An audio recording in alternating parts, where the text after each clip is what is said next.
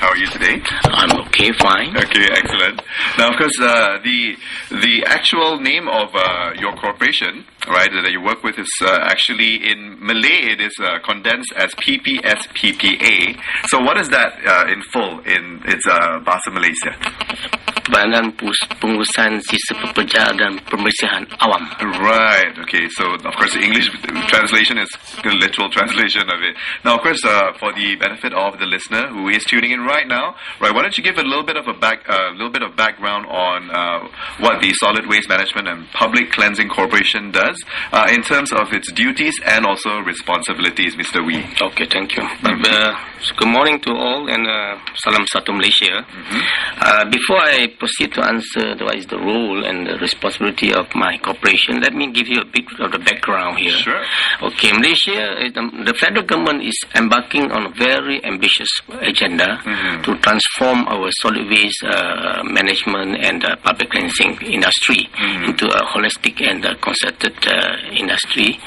Okay, but to do that, we are coming out with one act. That is Act 672. Is actually, we call it the Solid Management of Solid Waste and Public Cleansing Act. Okay. 672. Right.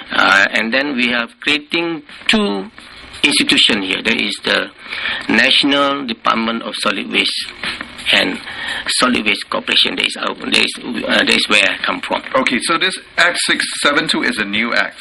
Yes, see. Actually it's not a new act. It was passed in Parliament in 2007. Okay. And only it's enforced in 1st September 2011.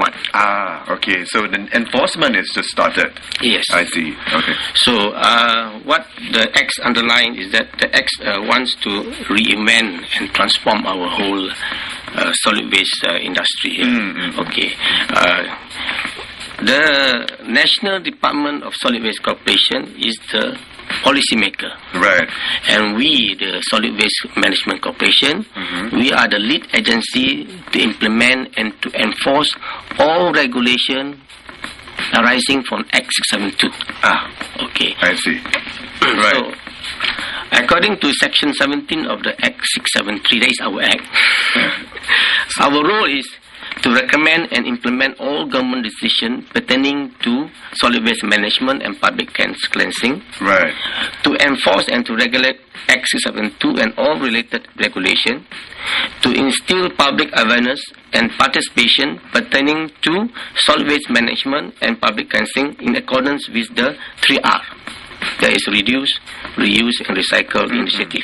And we also conduct research, evaluation and analysis on the right types of technology and equipment to use. Okay. And lastly, that is later, we will determine and impose fees later, but that is later. Okay, so the Act 673 is on your role. That is the Act 73 establishes. Yes. Ah, okay, very interesting. Now, how do you think and how does actually ppsppa, right, will enforce the actual act itself? That's Act 672. First of all, let me explain. Okay. Right. That we have created to implement or to enforce the solid waste. We have created about 231 solid waste scheme and 231 public cleansing zone. Right. Okay. And we have three concessional companies who are given the task to undertake this public solid waste management and cleansing. That is to collect, to dispose the waste, everything. The three companies are the SWM, Adaman and Alam Flora. Okay. So, how do we enforce this? We have, first of all, we have about 500 enforcement staff. Okay, we have 400 staff who will be on the ground throughout Peninsular Malaysia. They will monitor and they will follow the lorries who are collecting them to check whether they have done according to schedule. Okay. Whether they have taken away the dustbin and then put in the proper place. That one will be part of their duty. They will check. Thirdly, we have created a KPI, Key Performance Indicators. Okay. Where the companies have to follow these indicators. We will evaluate their performance based on what they have done. For example, if they throw rubbish and they simply dump the whole the dustbin, there is one penalty. Right. Okay. From the collection of penalty, we will have a demerit point. From there, we will surcharge them. Okay. So this is we're actually talking about solid waste that is like rubbish that's discarded and things like that. We're not talking about the toilet waste here? No. No, right? Okay. Because that's under a different scope. Under IWK. Okay. Now, actually, on that note, right, Mr. Wee, since you manage, since you mentioned one of the KPIs is basically to follow the workers behind and see how they handle it. Now, is it because I personally have some experience, and I've also heard of issues where sometimes the workers actually will throw back certain bits of rubbish back into the home bin. I'm not sure why. Like, for example, like sometimes when it is maybe a small little plastic bag that contains only one thing, like a drink can or maybe a drink carton, from some fast food restaurant, they actually chuck it back into the house's trash cans, Oh. Right. That is wrong. That's wrong, right? They're supposed to take everything. Yes, they're supposed to take everything and ensure that the bin are properly kept, Put back. Don't simply, they cannot even just throw it like that. Right. It's wrong. Are they supposed to close back the door as well? Yes. Oh, that hardly ever happens. Door, I don't know, but the bin has to be covered. The bin has to be, the cover has to be put back. Yes. Okay, right, okay. Interesting, because since you mentioned that as one of the new KPIs, so maybe we'll see some improvement on definitely. those things. Yeah. But what is, do you have any further comments on the KPIs that will be imposed on the three agencies or the three companies that will be handling the concession, right, as you mentioned? Okay, there will be two types of KPI, the primary and the secondary. Okay, the primary KPIs are related to quality of service that have direct impact on the main operations, the environment, and the public health. Whereas the secondary KPIs deal with the quality of service that will affect the smooth operations and does not create any public inconvenience or discomfort to the public. For example, if they come and they park their compactor and block traffic, that is wrong. Right. They mean there is one penalty for them. So. Okay. Now, what exactly is the collaboration between ppsppa and the concessionaire? In this, when we are doing this, I mean, in all the corporations, because even though we monitor them, they have to be responsible to ensure that they do their part. Because, besides giving payment, they should be doing what they are supposed to do based on the KPI. For example, if the schedule said 8 o'clock, they're supposed to collect from this time, they are supposed to be there. So, what we need is close cooperation between two. Even though we are supposed to monitor them, but we are not trying to find fault with them. What we want is to ensure that they provide good service, good quality service. In the end, the final analysis, the winner is the rakyat. Right. That's the key thing and that's the most important thing, right? Yeah.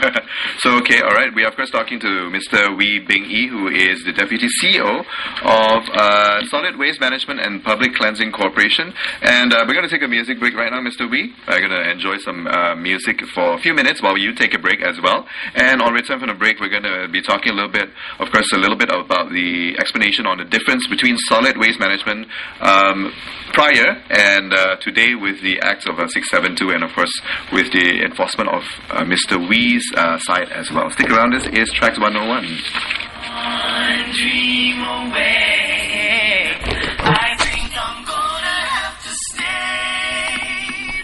This is TRAXX 101 with me, Kong Yu, and today with me in the studio, of course, I have Mr. Wee Bing Yi, who is the Deputy CEO of Solid Waste Management and Public Cleansing Corporation, right? Of course, the official term in Bahasa Malaysia is, of course, the short form is ppsppa and stands for Perbadanan Pengurusan Sisa Pekerja dan Pembersihan Awam. That's right? As said by the expert yourself. And of course, this is all an initiative which is based on a new act, right? That's just been started in terms of its implementation this year, right? Only in September. 1st September this year. And the act, of course, Act 672. Okay, and maybe you can just quickly summarize, Mr. Wee, on this act. Okay, let me just summarize what we have spoken earlier. That's right. Okay. The government is serious about upgrading the delivery system of solid waste and management and public cleansing services. Toward this end, they have created one Act 672, that is the Solid Waste Management Act, and also they created two institution, there is National Department of Solid Waste and Solid Waste Management and Public Cleansing Corporation to undertake. The National Department is the lead, is the policy maker, and we, the Solid Waste Corporation, is the lead agency to enforce the Act 72 and the regulation that is created under the Act. Okay, right. Thank you for that explanation again. Right. But do explain, right, Mr. Wee, what is the difference between solid waste management prior to this and right now? Actually, what to expect in terms of its changes? Okay. Before 1st September this year, the solid waste management and collection was done by the under the purview of the local authorities.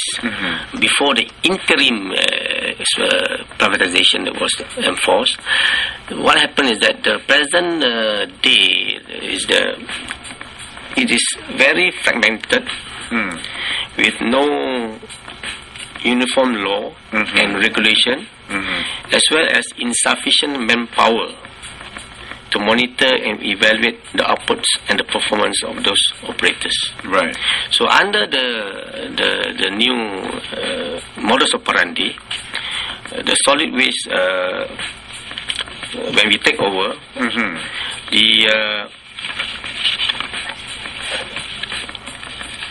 we can see changes in the form of 4 areas. One is a uniform and standardized service set by us to carry out by the concession companies. Okay. Okay, we have a standardized service, we have a uniform policies. Waste collection at the residential area will follow strict schedule. That means they have a time schedule. They say this time I will be here, they have to be there. Okay, because if not, our enforcement officer will be waiting there. Right. Okay. 2 is we will be giving you a waste bin, a dustbin, will be supplied to each houses. Oh, okay. But this is, of course, all over Malaysia. In the Peninsular Malaysia. Peninsula only. Okay. And also in few states that Penang, Selangor,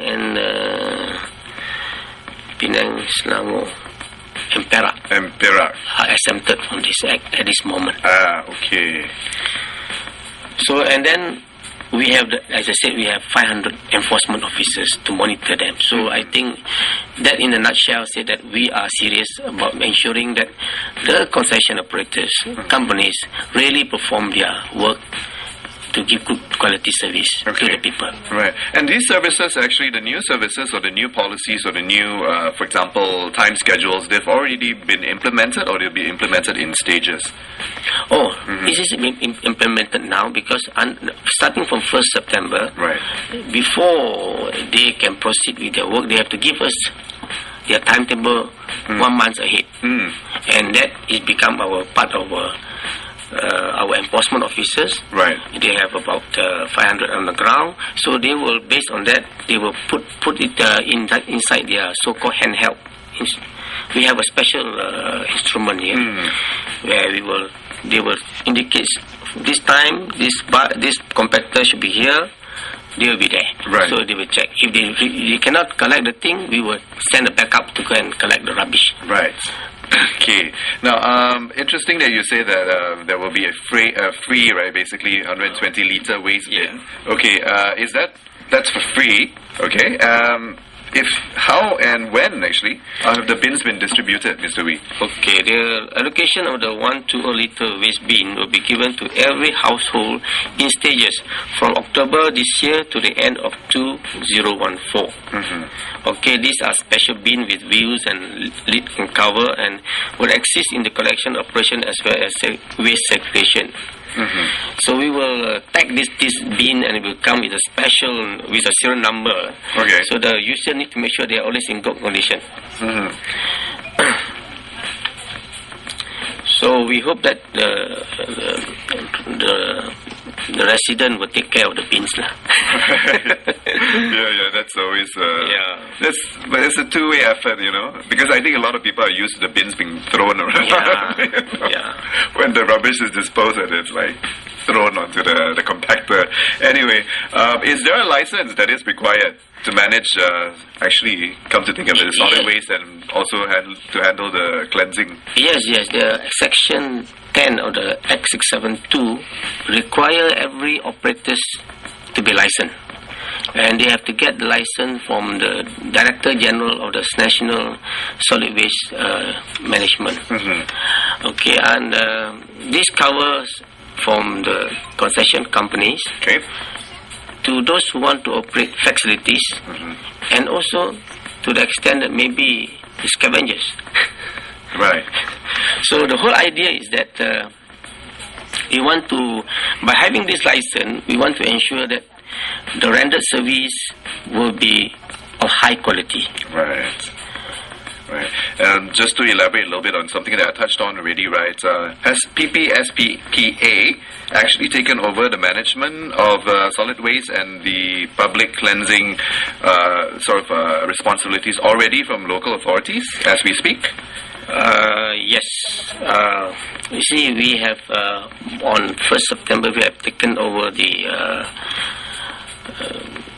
We are not taken over, like just a transfer of responsibility. Transfer of responsibility. See, taking over is very, Right. So it's a transfer of responsibility. Right. Normally, sanitation is under the state, but under this Act 672, we call it the federalization of sanitation. You see, so we are taking over from local authorities in the sense that last time local authority deals with concession companies. Right. Now the burden is passed to us. We will take over that role. Yes. And we will monitor the concession companies on their performance to deliver the service, quality service for people. And so there's also a standardization across all areas, right? As opposed to being fragmented and that way, right? When it's basically under the responsibility of the local authorities. Now, here's the thing I think that I'm sure a lot of people will be curious about. Will there be any additional charges to the consumer and to the public? No, there won't be any additional charges to be paid. Okay, that's good. Because let's take example.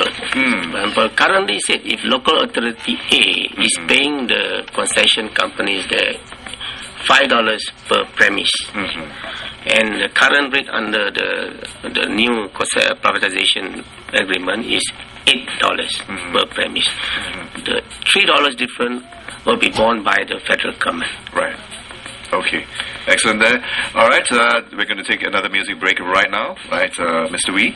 And of course, we're going to return from the break in a bit after the song. This is Mika, We Are Golden, and I'm going to be asking Mr. Wee a little bit about expectations, of course, from us, the public, from the new organization, as well as how the organization will plan to educate, of course, on a very important topic these days, which is basically recycling.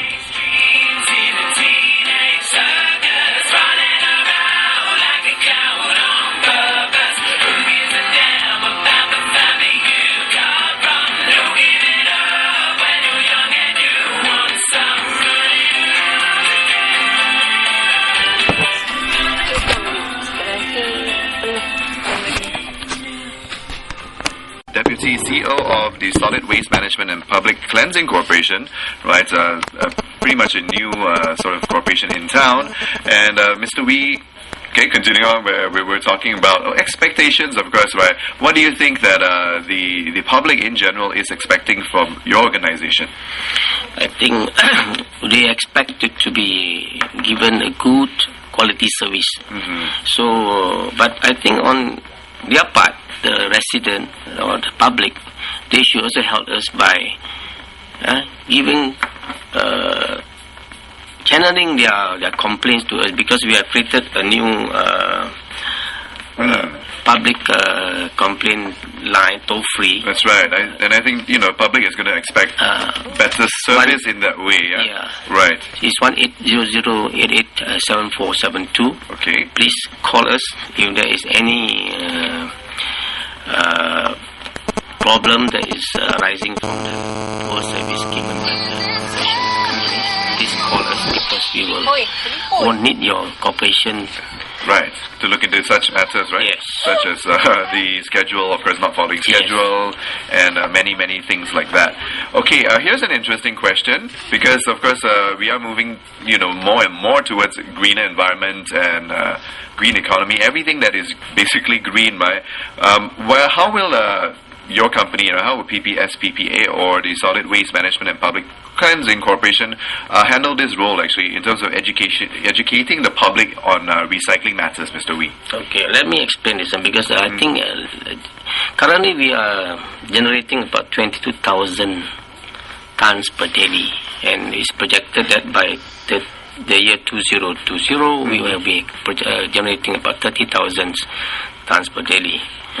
So in terms of we have to reduce the amount of waste to be sent to the landfill, because the landfill lifespan also is short, and we cannot keep on finding new landfills. Yes. That's right. So our studies, we did a study. We found that 80% of the public are aware of 3R. Right. But only 60% practice. Actually practice it. And there's a lot of we have done a lot of campaigns. I mean, before us, the Ministry of Local Government and Housing has done it, But unfortunately, I think it still boils down to your commitment, right? Your culture, the 3R culture, you see. So, under the Act, and this is the last resort, right? We are supposed to do segregation at solid waste at source, which we will not implement now, but we will implement later, because I think to do now is to be unfair to them.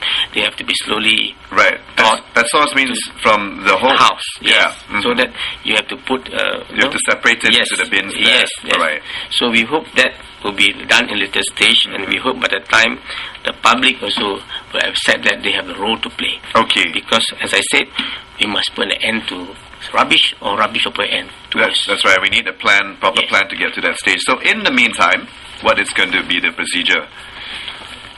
In the meantime, we will the same thing. We will have the campaign. We will, but I think we are now going toward. We have our own program here. We did 3R bank at school. Okay. We are trying to go to the school there, because hopefully from the student they will influence the mother and the parents of the 3R. So we are going indirect approach now. Right. We have we did in Selangor the other day. We are doing in Wilayah now. Okay. So we are going up 3Rs. Right. We are also encouraging composting. We did every time there's a exhibition will be there. Okay. To demonstrate how to do composting. Okay. So it's basically campaign awareness. Yes. So that more people will take up the 3R initiative and of course take action and be proactive in doing it, in sorting out the rubbish. And at some point there will be a trigger point where hopefully households will have to segregate their rubbish and their refuse, right? Okay, excellent there. So thank you so much, Mr. Wee. Thank you. Okay, so for joining me in the studio today, we have been talking to Mr. Wee Beng Yi, who is the Deputy CEO of the Solid Waste Management and Public Cleansing Corporation, all about the new acts and how that corporation will be basically the central person or central body taking over the monitoring and implementation of basically household solid waste management and public cleansing activities across Peninsular Malaysia. So I hope you found that interesting, and do share the information as always. That's what I always